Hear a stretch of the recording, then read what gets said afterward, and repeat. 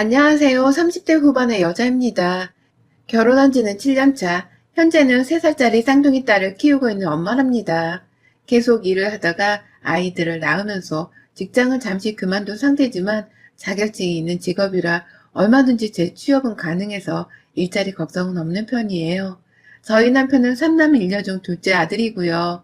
위로는 아주버님, 그리고 밑으로는 도련님과 아가씨가 쭉 있었습니다. 사남매인데 막내가 딸이어서 저희 아가씨는 정말 가족들의 예쁨을 많이 받고 자랐고, 제가 시집을 왔을 적에도 참 어리고 귀엽던 아가씨가 제 눈에도 정말 예뻐 보였어요.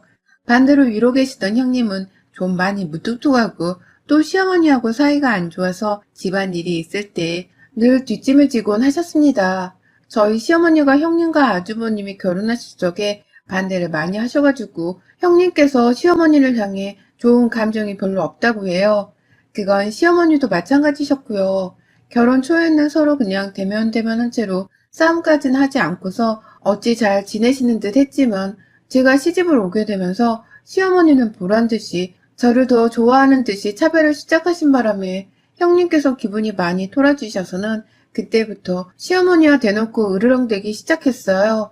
다행히 형님과 잘 지내고 싶어하는 저희 마음은 알아주셔서 저에게까지 으르렁대진 않았지만, 형님은 정말로 시어머니와는 다신 안 봐도 될 사이인 마냥 집안 명절이나 큰일이 있을 때 신경을 또 끊으셨답니다. 결혼하며 큰일들은 모두 형님이 알아서 시킬 것도 시키고 관리를 할 거라고 하셨는지라 저는 아무 긴장도 준비도 하지 않고서 시집을 갔던 것이었는데, 졸지에 형님의 일탈로 제가 맏며느리 비슷한 일을 하게 되었죠.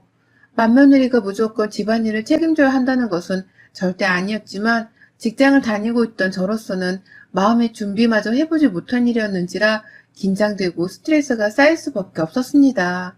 그러던 와중에 그나마 어린 아가씨가 제 옆에서 손을 거들어주며 도움을 많이 주어서 동지가 있다는 생각 하나로 즐겁게 버틸 수 있었어요. 그러던 중 제가 쌍둥이들을 출산하기 직전쯤 막내 도련님이 동수와 결혼을 하겠다며 집에 인사를 시키러 데려오더니, 제가 출산을 하고서 반년 정도 지났을 때에 동수와 결혼을 하셨어요. 저희 도련님은 작은 중소기업을 다니는 직장인인데, 동서는 당시 쇼핑몰 피팅 모델 같은 것을 하는 사람이었다고 했어요. 결혼을 하면서는 그만둔 건지 자신의 직업을 과거형으로 밝혔고요. 모델 같은 걸 하는 사람이 주변에 하나도 없어서 저로서는 너무 신기했습니다. 진짜로 마르고 얼굴도 주먹만한 것이 참 여리여리하고 예쁘더라고요. 제 동서로 이렇게 예쁜 사람이 찾아와 주니 괜히 반갑고 친해져 보고 싶기도 했고요. 예뻐서라기보단 이제 다 같이 가족이 되었으니 같은 며느리로서 내가 동서에게 기댈 수 있는 좋은 시댁 사람이 되어주고 싶은 마음이 컸어요. 저는 처음 시집와서 아가씨가 많이 의지가 되었었기 때문에 동서에겐 저도 아가씨 같은 존재가 되어주고 싶었던 선의의 마음이었습니다. 하지만 3년 전 시집을 온 동서와는 지금껏 제가 단 한 번도 말을 편하게 나눠보거나 친하게 지낼 수가 없었어요. 평소 인간관계, 대인관계에서 절대로 모자란 게 있는 편도 아니었고, 오히려 활발하고 성격 좋다는 소리를 잘 듣고 살았던 저였는데, 동서하고만큼은 정말 친해지기가 힘들더라고요. 그리고 무엇보다 동서랑은 정말로 친해질래야 친하게 지낼 수가 없었습니다. 동서가 결혼하고 찾아온 첫 명절이 바로 추석이었습니다. 명절 전에 형님이 제게 전화를 해서는 이제 막내 동서도 들어왔고 시집 안 간 아가씨까지 해서 집안에 여자가 셋이나 있는데 나는 명절에 안 가도 되겠지? 너 들어왔을 때도 나랑 비교하는 거 신경질 나 죽겠었는데 예쁜 막내 며느리가 들어왔다고 하니 얼마나 나를 더 비교하지 못해 안달이시겠어. 동서가 수고 좀 해줘. 라고 연락이 왔어요. 미안하다면 시댁 가는 길에 휴게소에서 뭐라도 사 먹으라고 돈 20만 원을 제 계좌로 보내주기까지 하면서 말이죠. 올해도 결국 이렇게 형님의 도움을 받지 못한 채 명절을 보내야 하는구나 싶었지만, 맨입으로 모른 척 하지 않고서 용돈까지 챙겨주시는 형님이 고마웠습니다. 오죽 시댁이 싫었으면 저한테 돈까지 보내주면서 자신은 가기 싫다는 것을 대놓고 했을까 싶었어요. 그래서 별말 않고 시댁에 갔는데, 그런데 서방님이 혼자만 시댁에 왔더라고요. 동서는 온데간데 없이 말입니다. 온 가족들이 새댁을 보러 고대를 하고 있었는데 무작정 말없이 명절에 찾아오지 않는 동서에 대해서 궁금해하던 중 서방님이 다소 충격적인 소식을 전해줬어요.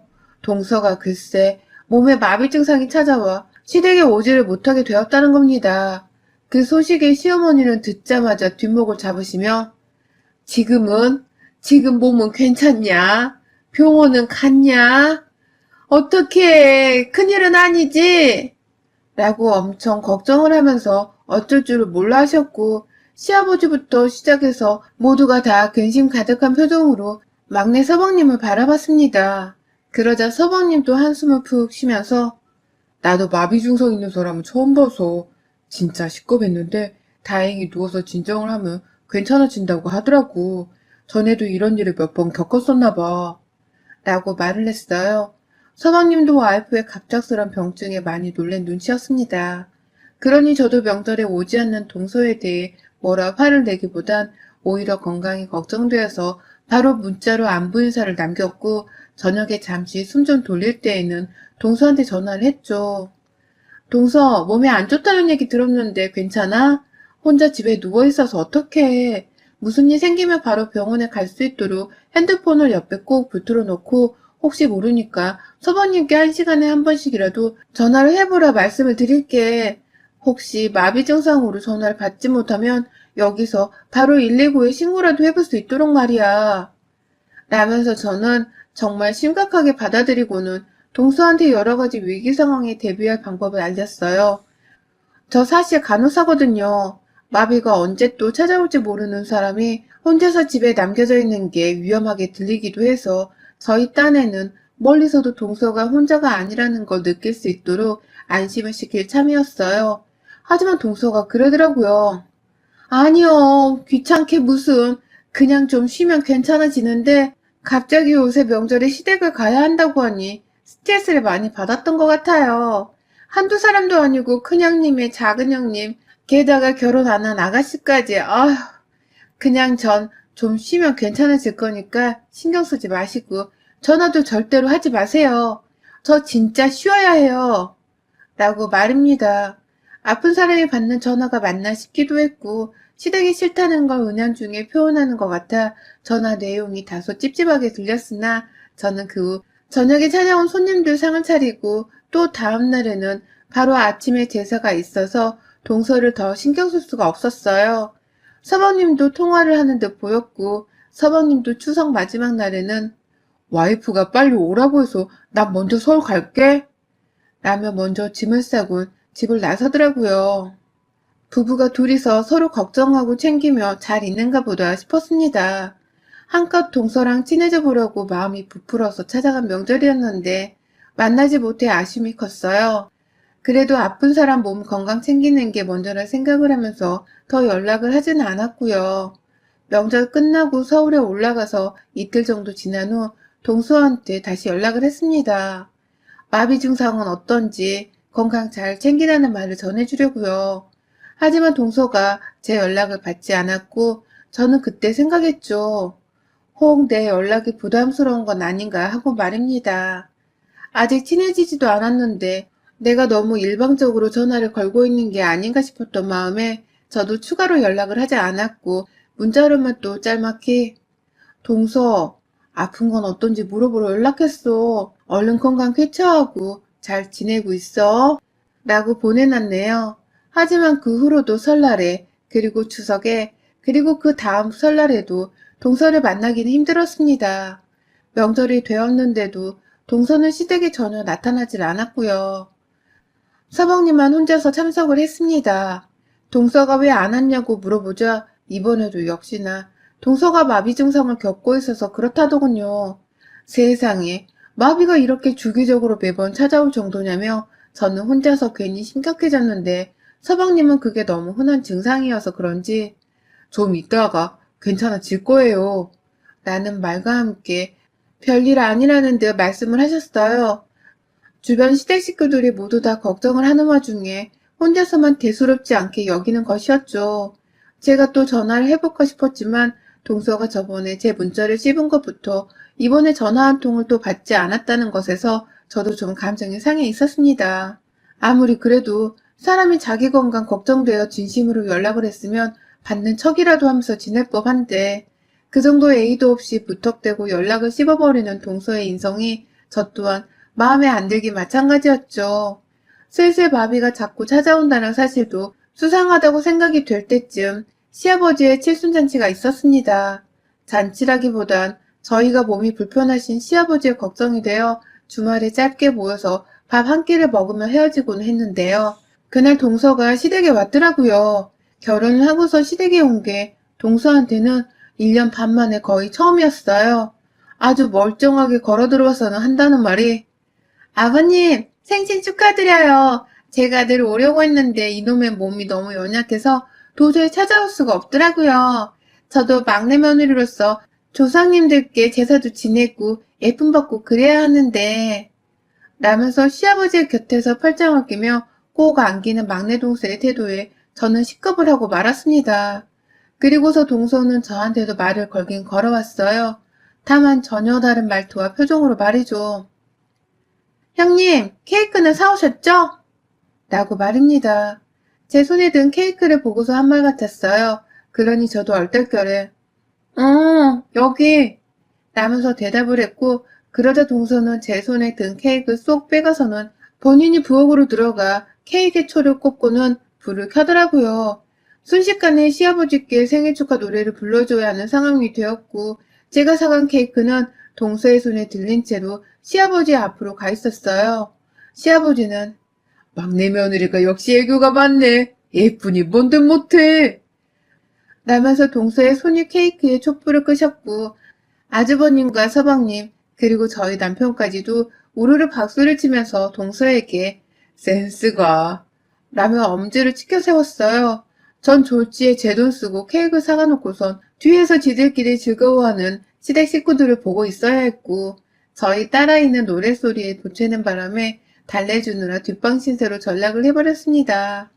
그 사이에 아가씨도 뭔가 찜찜함을 느낀 건지 저 언니 아픈 사람 맞아요? 라면서 저를 도와 아이들을 봐주겠다며 방 안으로 들어왔고 역시나 생일날 참석을 하지 않은 형님은 그 와중에도 깜깜 무소식이었죠. 그리고 점심밥을 차려야 하는 시간 이미 시어머니가 대다수의 음식들을 차려 놓으셨고 제가 어떻게든 하나 해보겠다며 옆에서 어머님을 거들어 드리고 있었어요. 안 그럼 그 노인네 혼자서 오만 식구들 상을 다 차려놓아야 했으니까요. 그런데 아무리 기다리고 또 기다려도 동서가 부엌 안에 들어오질 않는 겁니다. 저도 이해해요. 여자가 부엌에 들어와서 일을 무조건 거들어줘야 하는 것도 아니고 아버님의 자식들인 이 집 남매들한테 일을 시켜도 된다는 것을 잘 알고 있었습니다. 하지만 이미 마누라가 오지 않아 죄스럽다면서 큰 아주버님께서도 부엌으로 왔다 갔다 하며 잔잔바리 일을 거들어주고 계셨고 저희 남편은 시어머니를 도와 일하는 저를 돕겠다면서 쌍둥이 딸을 돌보고 있었고 아가씨도 나서서는 저를 거들겠다며 부엌에 들어와 있는 상황이었어요. 그런데 결혼하고 2년 만에 나타난 동서는 그냥 거실 바닥에 앉아서는 나이든 시아버지 옆에서 대화를 나누는 것도 아닌 채로 TV를 보며 과자를 먹고 있더라고요. 옆에 서방님까지 따라 앉힌 후 어른들 앞에서 서방님 허벅지를 쓰다듬으면서 말입니다. 그러니 제가 기가 막히고 화가 나고 어처구니가 없을 수밖에요. 결국 그날 좋은 날이라며 저는 동서에게 그 어떠한 불만도 내비치지 않았으나 동서는 처음부터 끝까지 부엌에는 단 한 번을 들어오지 않았습니다. 하다못해 바로 앞에서 시어머니가 다 먹은 그릇들을 치우겠다고 허리를 굽혀들고 계신데도 불구하고 거기다가 제 그릇도요 라면서 자기 그릇 하나를 시어머니께 주더라고요. 그 순간 시어머니도 얘가 뭔가 싶으셨는지 동서를 빤히 쳐다보셨고 옆에서 덩달아 모든 식구들이 동서를 쳐다봤지만 동서는 아랑곳하지 않았어요. 오히려 저 이거 너무 맛있는데 남은 거 있으면 좀 싸주세요. 라며 제게 생일상으로 만들어 놓은 잡채를 포장해달라고 하더라고요. 남의 식당에 와서 밥만 얻어먹고 나가는 손님 같았어요. 나이든 시어머니가 힘들게 설거지까지 하는 게 죄송스럽다며 아가씨랑 제가 나서서 손에 고무장갑을 끼곤 막 그릇을 치우려고 하는 참이었어요. 음식 싸달란 동서의 말에 아가씨가 먼저 화가 났는지 부엌에서 동서를 부르더라고요. 그러더니 작은 비닐봉지 하나를 건네주며 언니가 직접 담으세요. 라며 말을 했어요. 그런데 그 순간 동서의 표정이 상당히 의미심장했습니다. 아가씨의 말에 웃더라고요. 하! 나는 황당하단 듯이 코웃음을 내면서 아가씨의 손에서 비닐봉지를 받아가선 정말 나무 잡채를 싹쓸이하듯 담아갔어요. 그리고는 서방님을 데리고는 먼저 집에 가보겠다며 서울로 출발을 했죠. 기분이 나빠도 너무 나쁜 동수의 태도에 괜히 재수가 없었습니다. 내가 싸가지 없는 동수한테 괜히 친해져 보려 먼저 마음을 쓴 건가 싶어서 마음을 접어야겠다고 생각을 하던 도중 아가씨가 그러더라고요. 다가올 설날에는 또 마비 증상이 있다면서 집에 제사를 지내러 오지 않을 게 분명하다고 말이죠. 자신 있으니 자기랑 내기를 하자면서 말입니다. 그러더니 아니나 다를까 정말로 다음 설날에 동서는 또다시 갑작스런 마비 증상이 몸에 찾아왔다면서 시댁에 오지를 않았고 서방님만 시댁에 내려왔어요. 이번엔 서방님의 표정도 상당히 어두워 보였어요. 그 바람에 시부모님은 또 무슨 병치레를 하는 거냐면서 막내 동서를 엄청나게 걱정하셨고 슬슬 저희 남편도 진짜 큰 병이 아니냐면서 동서를 걱정하더라고요.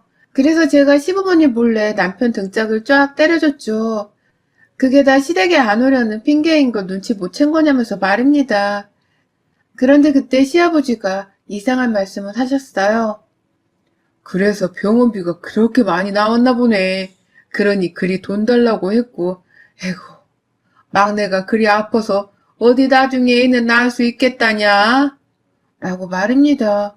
그러자 난데없는 동서를 바로 어제도 봤을 서방님이 시아버지를 향해 돈? 돈이라고? 라면서 놀래 자빠지려 하시는 겁니다. 서방님도 정작 이 사실에 대해서는 모르고 있었던 겁니다. 자기 마누라가 아버지한테서 돈을 달라고 하고 있었다는 사실을 말이죠. 시아버지 생신날에는 분명 부부 사이가 좋아 보였는데 불과 3달 만에 맞이한 설날에는 서방님과 동서의 분위기가 다소 낯설게만 느껴졌고 돈 얘기가 수면 위로 오르자 온 가족들도 집중을 해서 요목조목 캐내기 시작했어요. 그리고 나서야 모든 게 드러났습니다. 그간 동서가 시아버지한테서 거의 5천만 원 정도를 치료 비용으로 인해서 돈이 필요하다면서 뜯어갔다는 거예요.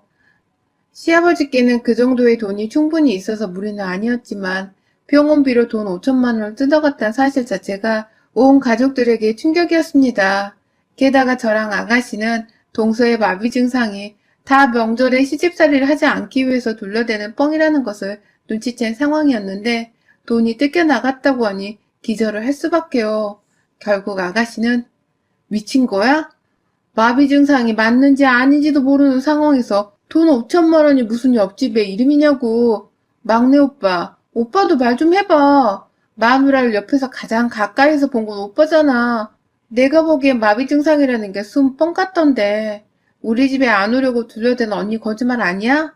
그런데 돈 5천만 원을 가져갔다니 이게 도대체 납득이 가는 상황이야? 라면서 자기 오빠를 향해 이럴 순 없는 거라며 막 화를 내기 시작했습니다. 저번 아빠 생일 때도 손 하나 까딱하지를 않고서 오빠 허벅지나 만지작거리며 가만히 놀고만 있더니 아니나 다를까 명절에 또 마비 증상을 들먹이며 농땡이를 까고 있는 게 아니냐고. 그런데 뒤에서는 우리 아빠 돈 5천만 원을 꼬가고 있었냐면서 아가씨는 급기야 서방님의 앞으로 찾아가 삿대질을 해대며 쏘아대기 시작했어요. 그제서야 시어머니도 그간 집에 찾아오지 않다가 시아버지 생일에만 보란듯이 찾아와서는 생일 케이크까지 불게 하며 애교를 부렸던 것. 그리고 시아버지 옆에서 꼭 붙어 앉아서는 내내 놀고 있었던 것이 다 그놈의 돈을 꾸기 위해 시아버지한테 잘 보이려고 그런 게 아니었냐면서 화를 내기 시작했어요. 점점 끓어오르다가 확 폭발을 하는 화산 마냥 시어머니가 딱 그렇게 뚜껑이 열려서는 서방님을 향해 이실직고 하라고 혼을 내기 시작하셨죠. 막내 아들이라서 둘째인 저희 남편이나 아주버님보다도 훨 편하고 친근하게 대하며 아끼시던 시어머니셨는데 졸지에 부모를 기만한 자식이라면서 아주 홍군형을 내주겠다는 표정으로 서방님을 닥달하셨습니다. 그 바람에 서방님 자신도 뭐가 뭔지를 잘 모르겠다며 한참 고개를 숙이고 있다 말하더라고요. 나도 당연히 마비 증상 있는 줄 알았어. 명절 전만 되면 손을 갑자기 막 떨고 자다가 다리를 막 떨고 그래서 분명 마비가 맞다고 생각해서 집에서 쉬라고 내버려 둔 것이었는데 이상하게 나도 기분이 찜찜하더라고. 밖에서 일도 안 하는데 명품 가방을 떡하니 사오질 않나. 명품관에서 쇼핑을 하질 않나. 내 월급은 그 정도로 커버해 줄 수가 없는데 어디서 그렇게 돈이 나오나 싶어서 설마 전에 하던 일을 또 하는 건가 라면서 말을 하다가 갑자기 말실수를 했다는 듯이 입을 꾹 막아버렸어요. 눈빛이 아차차라고 하면서 어쩔 줄을 몰라 하고 있었고요. 전에 하던 일? 라면서 아가씨가 서방님의 말을 놓칠세라 바로 반문을 했습니다. 전에 하던 일이 뭐였는데? 피팅 모델을 했다고 하지 않았어? 라면서 물어보는 아가씨의 말에 저도 질세를 합세를 했어요. 피팅 모델을 하면 원래 그렇게 돈을 많이 버는 거예요? 밖에서 촬영을 하느라 힘들어서 몸에 마비 증상이 왔던 건가? 그러면 몸을 생각해서라도 일부러 그 일은 하지 않아야 하는 게 맞는 거 아니에요? 라면서 막 쏘아댔죠. 그러자 서방님 한참을 말문이 막힌 채로 어쩔 줄을 몰라 하다가 불안하다며 빨리 말을 해보려는 큰 아주버님의 말씀에 겁에 질려 실토를 하더라고요. 아니 그게 그러니까 와이프가 피팅 모델을 한 건 아니고 그냥 술 같은 거 마시는 일을 한 건데 분명히 일을 그만두고 나서 나랑 약속을 하고 결혼한 건데 최근에 다시 돈 씀씀이가 커지니까 나도 진짜 이게 어떻게 되어가고 있는 건지 모르겠어서 미칠 노릇이야. 이번 설에도 멀쩡하다가 갑자기 설 전날 밤에 다리를 또 떨더라고. 마비 증상이 분명 맞아 보이길래 쉬라고 하고는 나 혼자 집에 오려고 차에 올라탔다가 혹시나 싶어서 와이프 걱정에 다시 집 안으로 들어가 보니 글쎄 맥주를 까고 있는 거야. 딱 그 순간에 나랑 눈이 마주쳤는데 쎄한 거야. 설마 마비 증상이 다 쇼였나 싶어서. 라고 말입니다. 세상에 보통 내기 여자가 아닌 줄은 알았지만 술집에서 일하는 여자였다니. 서방님이 둘러대면서 술 같은 거 마시는 일이라고 표현을 하긴 하셨지만 저와 아가씨 그리고 남편과 아주버님은 단번에 눈치를 챘습니다. 동서가 술집에서 일하는 술집년이라는 것을 말입니다. 어쩐지 어른들 앞에서 서방님 허벅지를 쓰다듬는 스킬을 시전할 때부터 스킨십의 보통 얘기는 아닌가 보다 싶었습니다. 내가 사간 케이크를 뺏어다가 시아버지 앞에서 눈웃음을 살살 지으며 축하 노래를 부를 때에도 저거 정말 보통 여우가 아니다 싶었습니다. 명절만 되면 귀신같이 마비 증상이 찾아오는 것도 정말 눈에 빤히 보이는 거짓말인데 속아주는 척 참고 있었어요. 그런데 시아버지의 지갑에서 돈 5천만 원을 치료비 명목으로 털어가다니 이거 정말 대단히 난년이더라고요. 결국 그날 아가씨며 큰아주머니며 저희 남편까지 온 식구들이 합세를 해서는 동서를 가만두지 않겠다고 선전포고를 했어요. 저희 시아버지가 가진 땅이 많으셔서 자식들은 평범하게 산다고 하더라도 물려받을 재산이 많은 상황이었거든요. 그걸 결혼하고 명절에 한 번 찾아오지도 않는 그딴 며느리가 5천만 원이나 먼저 땡겼었다고 하니 다들 화가 미칠 노릇이었던 거죠. 하다 술집년이라는 사실에 괘씸하고 사기를 당했다 싶기도 했을 것이고요. 결국 그 자리에서 시아버지의 주도하에 온 가족들은 서울로 갔습니다. 저희 가족차 그리고 아주버님네 차, 서방님들 차로 온 시댁 식구들이 나서서는 서방님의 집으로 향했고요. 졸지에 한두 사람도 아닌 식구들이 우르르 동선의 집으로 몰려서는 쳐들어가 버리고 말았죠. 참 동서도 가관이었습니다. 서방님이 언제 집에 오실 줄 알고 온 집을 아주 맥주랑 안주로 쑥대밭을 만들어 놨더라고요. 마비 증상이 와서 아프다는 사람이 이제 보니 내내 명절 때마다 이런 식으로 술바람이 나서는 혼자 편하게 쉬면서 시아버지한테서 받을 돈은 돈대로 빼내가고 있었던 것입니다. 아프다는 말에 계좌이체를 해줬다가 당했다는 걸 안 시아버지는 뒷목을 잡고 쓰러지려 하셨고 시어머니는 우리 집을 얼마나 우습게 봤으면 라면서 동서의 안방으로 들어가 명품 가방들을 뺏어왔어요. 옆에서 아가씨가 거들어 온 뒷구석을 뒤지면서 통장이며 도장을 시아버지 앞에 가져왔고 저는 저대로 차라리 동서가 시집 오기 전에 시어머니랑 형님이 둘이서만 싸우던 때가 헐 좋았다는 생각으로 눈을 질끈 감았죠. 동서는 졸지에 자신의 상태가 아주 멀쩡하다는 것을 들켜놓고서도 어떻게든 만회를 해보겠다며 갑자기 발을 절더라고요. 왜 그러세요? 라면서 오히려 자신이 피해자인 척을 하더니만 보다 못 봐주겠는지 서방님께서 동서의 머리에 꿀밤 한 대를 정말 세게 치셨습니다. 나이 처먹고 좀 적당히 해라. 출신을 못 속인다더니 어디서 공가를 치고 돈을 뜯어갈 생각을 해? 라면서 말을 하자 동서도 그 순간 쇼를 멈추더라고요. 자신의 출신 어쩌고 하면서 과거를 가족들 앞에서 드러내자 수치심에 어쩔 줄을 몰라 했습니다. 결국 동서는 이혼이 최선의 방법이라 생각을 한 건지 자기가 먼저 이혼해줄게 라며 담담하게 헤어지고 끝내자 말을 하더군요. 그 순간 온 가족들은 누구 마음대로 이혼을 해? 라며 동서의 말에 맞받아 쳤습니다. 사기죄로 당장 고소를 하고서는 빌려간 돈을 다 갚아내기 전까지는 절대로 네 맘대로 순순히 이혼을 못 해준다며 시어머니를 포함해서 이번에 저까지 나서서 합세를 하며 인정머리 없는 동서를 비난했어요. 저희 남편은 이미 자기 아는 선배가 변호사라면서 전화를 걸어 현 상황을 이실직고하기 시작했고 그제서야 동서는 가방 팔고 가진 거 다 팔면 돈 5천만 원을 금방 만들 수 있는데 무슨 고소해요. 라며 어떻게든 고소까지는 가지 말자면서 불쌍한 모습을 보이려 하더라고요. 눈에 눈물 가득 보이기 시작한 채로 지 남편은 어떻게든 꼬셔보겠다며 서방님 옆에서 갖은 아양을 다 떴는데 그 모습에 저는 그만 구역질이 나와 버렸네요. 저런 저렴한 예인 줄도 모르고 난 진짜 마비가 온 줄 알고 연락도 하고 걱정되는 마음에 안부도 자주 물었네. 내가 바보 같았어. 여보, 제대로 고소 준비하고 저런 애들은 아주 단단히 혼을 내줘. 또 남의 귀한 아들한테 들러붙어서 집안에 풍비박살 낼 줄 어떻게 알아. 우리 집을 끝으로 더는 피해자가 나오지 않도록 제대로 혼을 내자고. 라며 남편에게 단단히 일렀습니다. 그러자 남은 가족들도 제 말이 옳다면서 남편에게 변호사랑 얘기를 잘 하라며 수시로 한마디를 내뱉었고요. 그러다 결국 동서는 저희 집 사람들에게 고소를 당하며 위자료 소송과 이혼 소송까지 걸렸고요. 소송이 제법 여러 개여서 시간이 좀 걸리긴 했지만 한 달 전쯤 모든 소송이 끝이 났습니다. 동서는 시아버지로부터 가져간 돈 5천만 원에 서방님과의 결혼 파탄 책임을 물어 위자료까지 더해서는 6천만 원을 토해내고 완전히 서방님과는 서류상으로도 남남이 되어 저희 집이랑도 인연을 끝냈어요. 정말 즐기고도 즐길 소송이었고 겨우 돈 1천만 원을 위자료라 물어내곤 멀쩡한 남자를 이혼남으로 만든 동서가 너무 원망스러웠지만 술집 여자인 거 뻔히 알면서 데리고 살겠다 결혼한 서방님도 제 눈에 솔직히 똑같아 보였습니다. 자업자득의 결과라 생각을 하며 서방님이 스스로 깨우친 것이 많았기를 바라봤죠.